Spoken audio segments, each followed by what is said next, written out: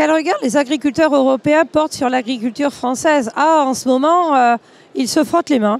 En ce moment, ils se frottent les mains parce que sur le sujet des betteraves et des néonicotinoïdes, la France a décidé d'interdire par la loi le recours aux néo. Seul pays Europe. Et donc, certains de nos pays vont faire des dérogations pour produire et nous, on va regarder passer les trains ou plutôt on risque de perdre la production.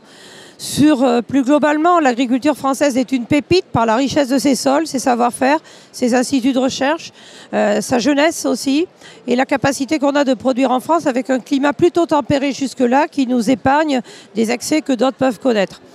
Toutefois, soumis à des échanges très complexes aujourd'hui, nous avons subi quelques surtranspositions dans différents domaines qui sont des handicaps de compétitivité. Et le regret, c'est qu'aujourd'hui, la France régresse en termes de production, moins de vaches, moins de lait, moins de poulets, moins de porcs. Et nous alertons.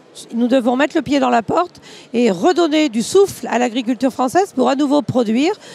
La demande alimentaire française, européenne et mondiale augmente. Aucun pays ne peut se priver de cette possibilité de production supplémentaire. Et nous sommes persuadés qu'on peut le faire en respectant mieux l'environnement si on a recours justement aux solutions nouvelles que la science nous permet d'adopter. Les pratiques agricoles, les innovations techniques, technologiques dans nos champs, dans nos bâtiments, l'adaptation au changement climatique, tout ceci est déjà engagé et on peut accélérer.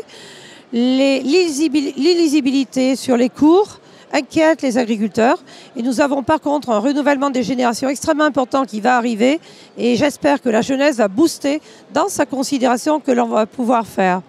Vous savez, aujourd'hui, il ne faut plus prendre l'environnement comme une contrainte, mais comme un élément de contexte. Il ne faut pas que ça bride le développement économique. Pour ça, il ne faut pas d'intégrisme, il faut juste du réalisme, de l'innovation et des politiques publiques qui accompagnent ce développement.